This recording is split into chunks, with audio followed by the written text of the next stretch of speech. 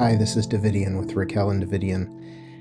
This video is to help you prepare for Big Vision Envision 2025 timeline jumping. Starting with a quick note that I'll be showing up here in different ways, some of them more obvious than others. At times, I may not appear to make sense.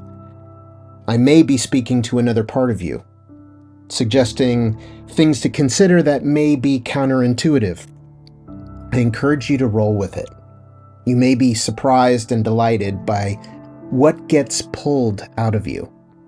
I'm not here to feed your mind. I'm here to empower and fuel your vehicle with something nutritious. Sometimes I will fail at this, other times I will nail it. But let's get crystal clear. You've decided to not only change your life path, but to exchange your life path with a more fulfilling parallel reality. Let's be clear about this decision before you proceed. This is not something to be taken lightly. Are you willing to let go from this timeline and allow your consciousness to re-embody your ideal timeline from this day forward? Meaning that you will be orienting to your ideal timeline that begins now.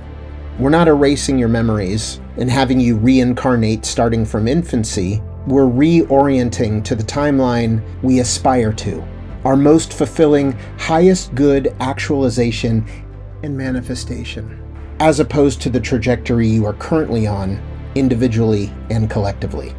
Despite your mind not being able to see the map, or why the vehicle is choosing particular roads to travel over others, it must still notice what it is here to see. So while the vehicle is moving, the passenger must remain conscious with eyes open. Your body knows where it's going, and not only in 3D, it has the full 5D coordinates for your entire life journey. That means your body, via your strategy and authority, knows there is avoidable trouble or unclocked miracles awaiting you far ahead of what the mind can conceptualize from its finite information. Don't get me wrong. Your mind may be absolutely Sherlock Holmes brilliant. That potentially superpowered skill set is for other people and not for leading and guiding your own road trip. Those who are not aware of this distinction find themselves in places they'd prefer not visit. If this is your first time exploring your human design, please note, if you treat this 4 days like an intellectual thing, you're gonna miss the on-ramp. The first portal and way forward is inward. This challenge will challenge you. It's in the name, and the words are meaningful. This experience will be fun, but what you're engaging with here is very serious and can make a meaningful difference in the rest of your life, but only if you're earnest about wanting better for yourself and those you share the planet with. Even though we're doing this work together, we will each be orienting to the versions of you that align with the timeline we're calibrating, and you to us. Know this, and find the state that exists between sacred seriousness that this pursuit calls for and a lightness of being. This journey will be equal parts healing, triggering, enlightening, challenging, loving, connecting with some, disconnecting from others, synchronistic, serendipitous, and differentiating.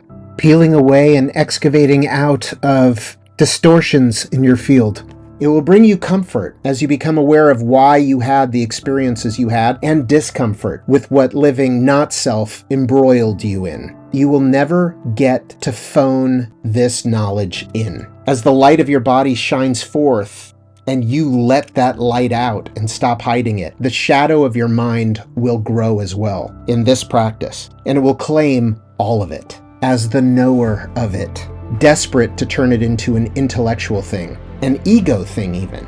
You are tasked with not hoodwinking yourself into thinking you get it, or patting yourself on the back too easily or too often. Be humble or get spanked into humility.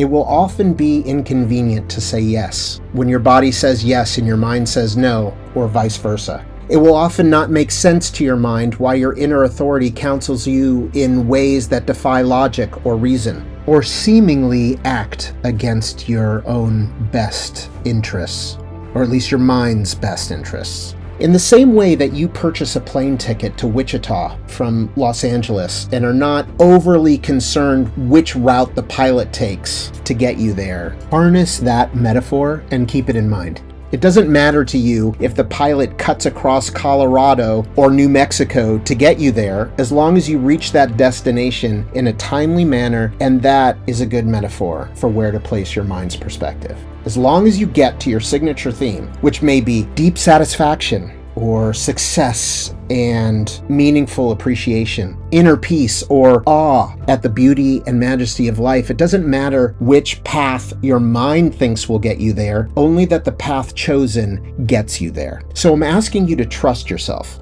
a different part of yourself, the one that is actually behind the wheel, despite you having that little child steering wheel in your hand thinking you're steering mommy's car. I invite you to establish the calibration intention with this prayer, to orient to and embed within a world based and resonating with the following qualities and attributes.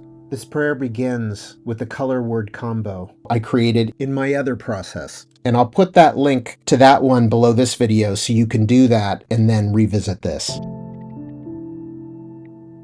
To yourself, say your color word combo now, and then to yourself, say the following, if it's correct for you. Empowered gratitude, empowered love, empowered healing, empowered connection, empowered friendship, empowered laughter, spray.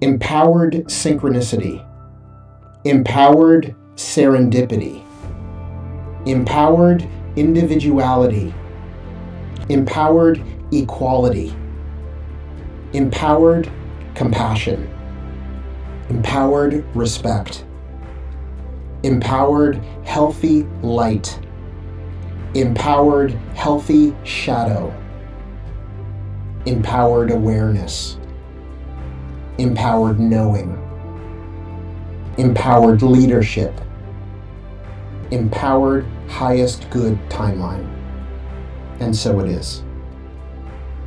You may have your own words that feel resonant, that you may wish to add or change. Feel free to make this practice your own. It's most important that you sense-feel these words as you say them. And if you don't move on to the next word until you do. You are feeling these words embodied and what they mean to you. It's okay if you have trouble tapping in. Don't rush this. If you get distracted, forgive yourself. Don't let your mind make that mean something it doesn't. Just recalibrate and feel these words you're embodying and transmitting. As far as how often to do this, if you have a gate 5, yes, maybe do it more ritualistically, but otherwise, choose your own moments to do this. In those times you feel particularly called to do so, or alongside something else that you're doing. For me, when I go swimming at night, I do this, while locking eyes with the first star that I see. For you, do what's best. But it should never be done as a chore or as a box to check, because you're gonna render it inert. This is you sending out your signal for the timeline you're orienting to, where these empowerments are at home.